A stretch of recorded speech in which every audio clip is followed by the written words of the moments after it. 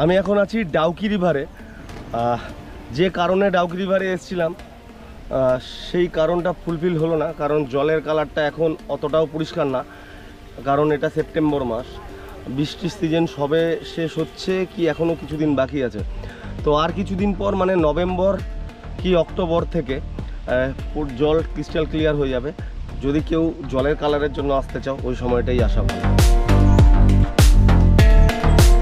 ওই সামনে যে পাড়টা দেখছেন ওটা হচ্ছে পুরো বাংলাদেশ, আর এইদিকে